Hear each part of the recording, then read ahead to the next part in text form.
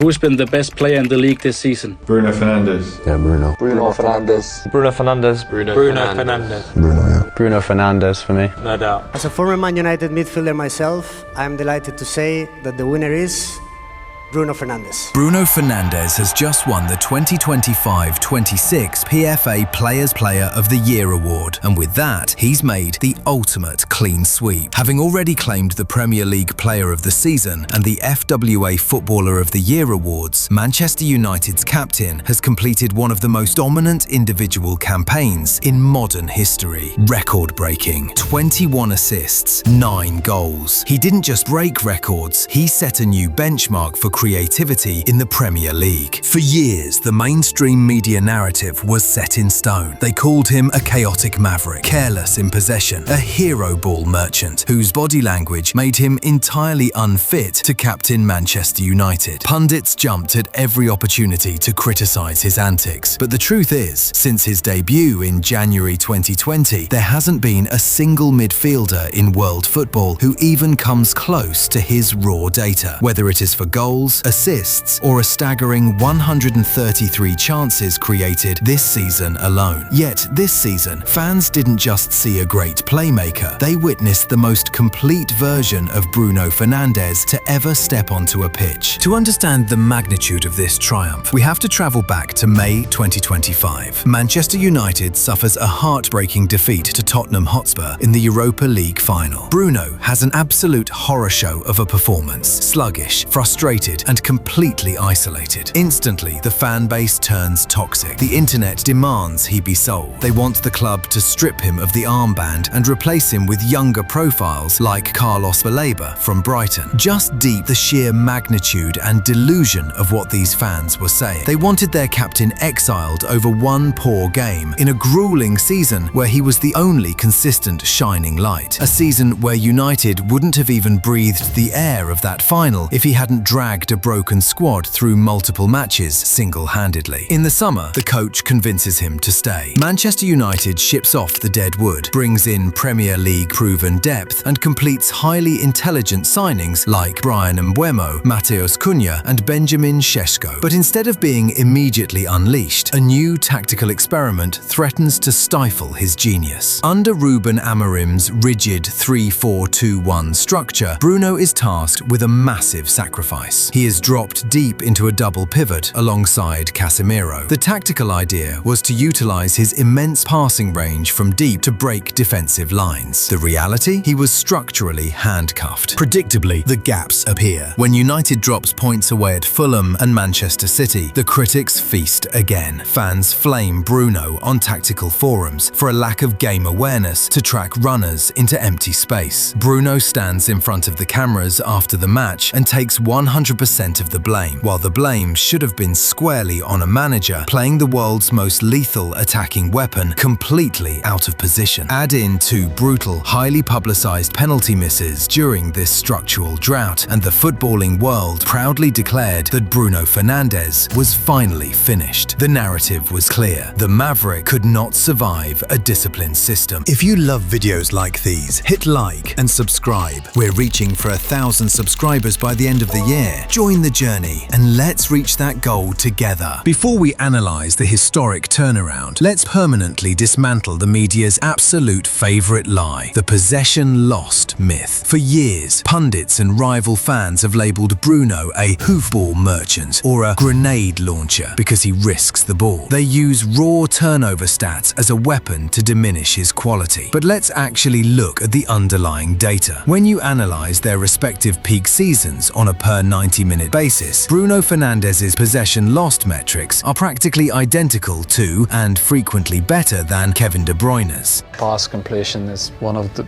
most wasteful stats, I think, for a player as me. In fact, elite, high-risk creators naturally complete passes at roughly an 80 to 82% baseline because trying to unlock low blocks requires pushing the margins. Yet, when De Bruyne turns the ball over attempting a defense-splitting pass, he is heralded by commentators as a visionary genius who is brave on the ball. When Bruno does it, he is called reckless. Let's take De Bruyne's 2 UCL final appearances as an example. In the 2021 final against Chelsea, where they lost, De Bruyne was subbed off at 60 minutes, while having a pass completion rate of 67%. In the 2023 final versus Inter, where they won, he was subbed off injured at 36 minutes with a 78% pass completion rate, with just one chance created across both games. But why did De Bruyne keep winning even though he had poor games? The difference was never the quality of the player. The difference was the quality of the machine around them. De Bruyne risks the ball within an impeccably drilled, multi-million-pound Pep Guardiola system that wins the ball back in transition within 3 seconds. Bruno was risking the ball within years of deep structural chaos, constantly punished for being brave because his teammates didn't possess the tactical shape or the work rate to cover his tracks. He was playing without a safety net. But you can't keep a true genius like him down forever. The spark that ignited the resurgence of the greatest creative season in Premier League history didn't arrive until game week 8, October 19th, and it happened at Anfield, a ground where Manchester United had failed to win for years. Within seconds, Man United took the lead at Anfield through Bruyne and Mbeumo, and even though the goal was assisted by Amad Diallo, Bruno's IQ and creativity was on full display as he baited Van Dijk to leave his position and expertly switched the ball to Amad, who slid in and Mbeumo through. After Cody Gakpo levelled affairs at barely 10 minutes left, Man United are presented with a corner in the 82nd minute. Bruno takes the corner flat and towards Mbeumo, who has his shot blocked, and the ball spins and comes towards Bruno. Where most players would take a touch to control the ball, Bruno delivers a first-time ball into the box and Harry Maguire heads home from close range, winning it in Anfield for the first time since January 2016. Moving into November, United is on a corner kick against Nottingham Forest away. Bruno lofts a ball in the danger area, and it's a fairly simple header for Casemiro for his second assist of the season. It was the start of an unusual goal-scoring partnership. The next game was away at Spurs, their first meet-up since the European final defeat. United are on the brink of losing yet again, but then, deep into stoppage time, standing over a corner kick at the far post, Bruno hangs up a beautifully weighted ball into a crowded 6-yard box, mapping it perfectly onto Matthias de Ligt's head to rescue a point in the 96th minute. Man United salvage a point with the last kick of the game. The next game was against a stubborn Crystal Palace. Bruno Fernandes crafts 2 unique chances from free kicks. First for Joshua Zirkzee, who fires home from a very tight angle after Bruno's quick thinking gave him an extra second to set him up. The second was for Mason Mount, where Bruno realised an opportunity to strike as Crystal Palace was getting ready to set up their wall for the free kick. He gives a small touch to the ball and indicates Mount to shoot. He obliges and expertly finishes in the bottom corner. Manchester United win the game 2-1, courtesy of Bruno's creative thinking. His next assist came away at Wolves, where he spotted the run of Mason Mount and crossed an inch-perfect ball to his feet in what was a comfortable 4-1 victory. The next game was a 4-4 thriller at Old Trafford versus Bournemouth, where Casemiro headed home once again through a floated ball from Bruno Fernandes. It was assist number 7 for the Red Devils skipper, but right as the momentum builds, disaster strikes. Bruno suffers a hamstring injury and is sidelined. Deprived of its absolute creative heartbeat, Ruben Amorim's rigid system completely falls apart. Without Bruno to solve tactical structural issues with his individual brilliance, United enters a tailspin, and with issues with board members also heating up, head coach Ruben Amorim is sacked. Bruno made his return in the next game away at Burnley, but was on a strict timer of 60 minutes as he hadn't healed fully. He created 5 chances in that game and got his 8th assist of the season when he slid in Benjamin Sesko to score. Man United could only manage a draw in that game though, as Burnley scored the equaliser just minutes after Bruno was subbed off. With Old Trafford plunged back into total crisis mode, in steps Michael Carrick. His very first order of business: rip off the tactical chains, revert to a fluid 4-2-3-1 and place his returning captain exactly where he belongs, the free-roaming number 10 spot. Their first opponents were the noisy neighbours Manchester City at Old Trafford. Bruno, now fully fit and ready, drops a flawless, world-class performance. Some of the chances he created, especially a pass to Patrick Dorgu, which, the more you look at it, the more it feels impossible. His 9th assist came in the 65th minute, where Man United turned defence to attack. In a split second, Bruno uses immense composure, holding the ball until the final microsecond to shift the defender's weight before slipping in Mbeumo to break the deadlock. Manchester United win 2-0 in what was the highest XG defeat for Pep Guardiola in his career. The tough tests kept on coming, as the next game was against eventual champions Arsenal in their own backyard at the Emirates. It was a tough, cagey affair, and the scores tied at 1-1. Bruno and Patrick Dorgu combine with a quick 1-2 pass around Arsenal's midfield, and then Dorgu unleashes a rocket beyond the dive of Raya and into the top corner off the base of the crossbar. Manchester United managed to win the game 3-2 in what was their first victory at the Emirates in the Premier League since 2017. From that evening on, the captain never looked back. He began dismantling the rest of the division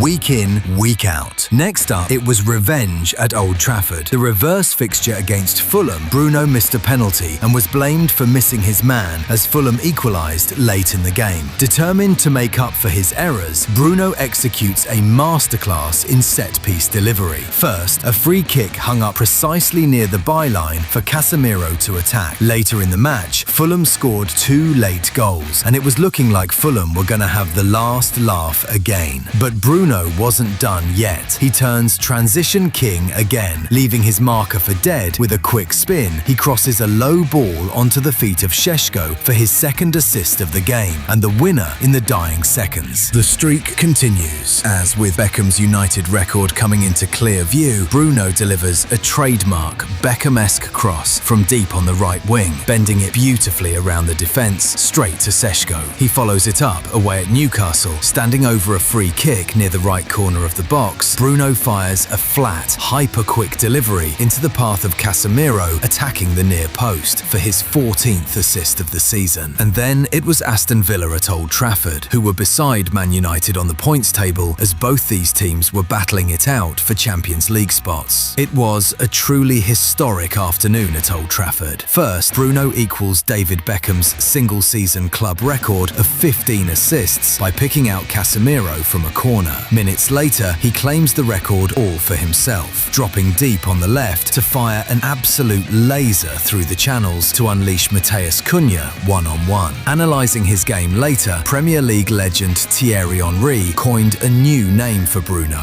Bruno Fernandes. He got his 17th assist of the season against Leeds, where United were losing 2-0 and down to 10 men. He spotted Casemiro at the far post with a pinpoint cross. Then it was a trip to Stamford Bridge against Chelsea, where Man United battled it out for a crucial 1-0 win, in which Bruno carries the ball forward on a 3-on-2, forces the centre-backs to commit to Šeško, and then shifts his weight to tee up Matheus Cunha with immaculate weighting. He got his 19th assist against Brentford at home, where he read the defensive positioning perfectly, carving open a microscopic gap with a subtle threaded pass that puts Šeško through to score. He was edging closer to that record game by game. Many have reached the footsteps of greatness since Henry set that record, but none were able to go past it. There were even talks of a curse when players like Özil, Salah, De Bruyne all failed to break the record when they had come so close to break it with games to spare. With Champions League qualification mathematically locked down after a masterclass